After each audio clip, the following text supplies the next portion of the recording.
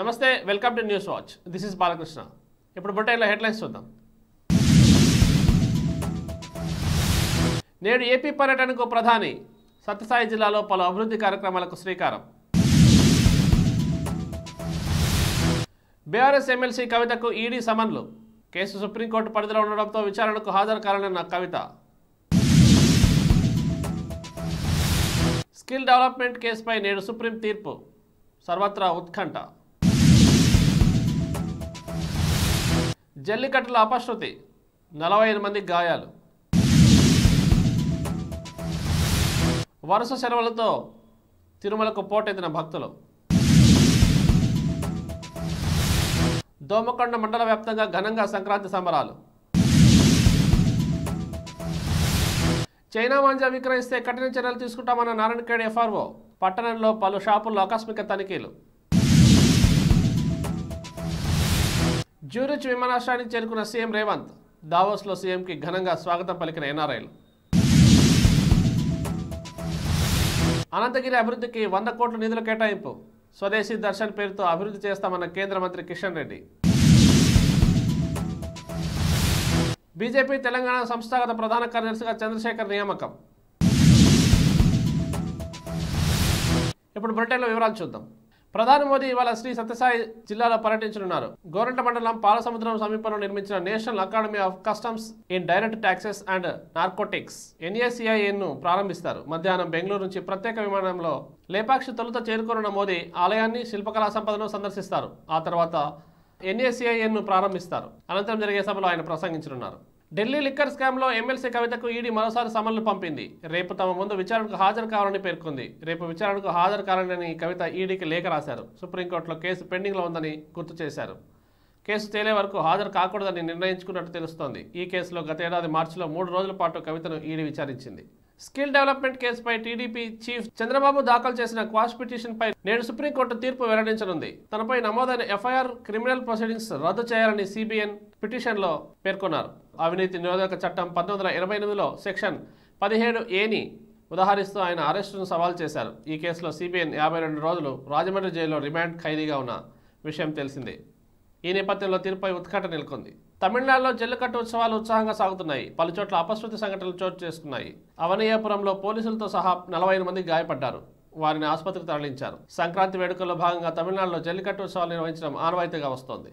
సంక్రాంతి సెలవులు రావడంతో తిరుమలకు భక్తులు పోటెత్తారు. టోకెన్లు లేని వారికి శ్రీవారి దర్శనానికి 24 గంటల సమయం పడుతోంది. అన్ని కంపార్ట్మెంట్లు నిండిపోయి ATC క్యూ లైన్ వరకు భక్తులు వేచి ఉన్నారు. అటు నిన్న 80,000 మంది శ్రీవారిని దర్శించుకున్నారు. 27,000 మంది తలనీలాలు సమర్పించుకున్నారు. నిన్న ఒక్కరోజే 3.89 కోట్ల హుండీ ఆదాయం వచ్చిందని అధికారులు వెల్లడించారు. ఇప్పుడు బులెటిన్లో షార్ట్ బ్రేక్ తీసుకుందాం.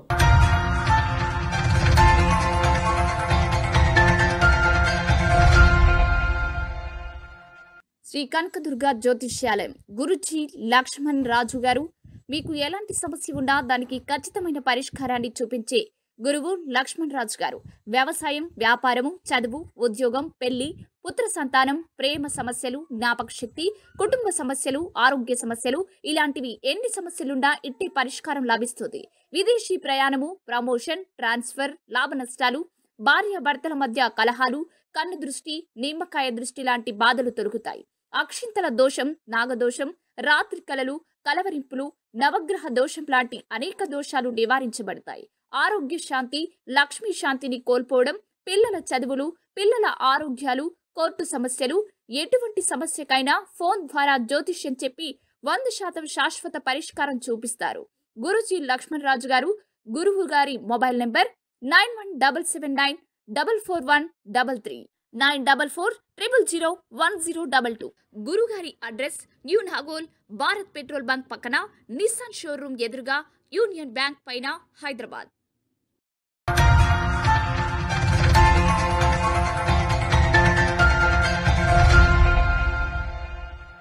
తిరిగి బులెటిన్కి స్వాగతం.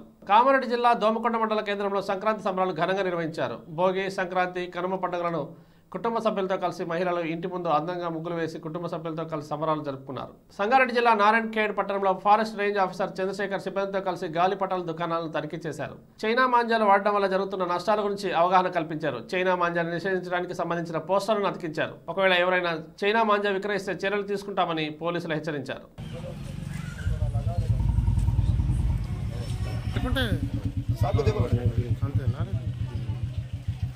సార్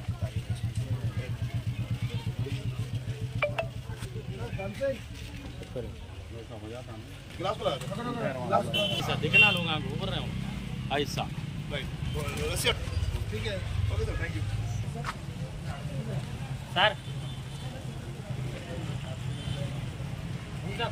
దావోస్ పర్యటనకు వెళ్లిన సీఎం రేవంత్ జ్యూరిచ్ విమానాశ్రయానికి చేరుకున్నారు. అక్కడ సీఎంతో పాటు ఆయన బృందాన్ని పలువురు ప్రవాస భారతీయులు కలిశారు.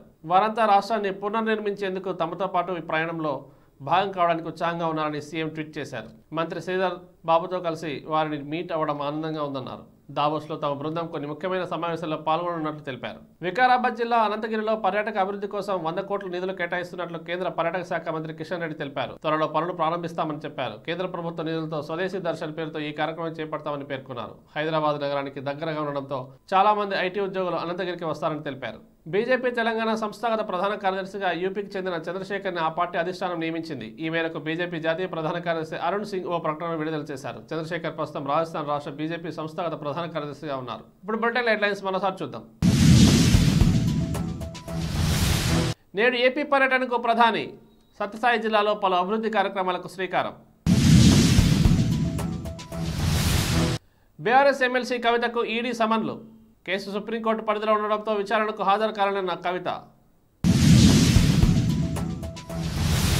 స్కిల్ డెవలప్మెంట్ కేసుపై నేడు సుప్రీం తీర్పు. సర్వత్రా ఉత్కంఠ. జల్లికట్టుల అపశృతి. 45 మంది గాయాలు.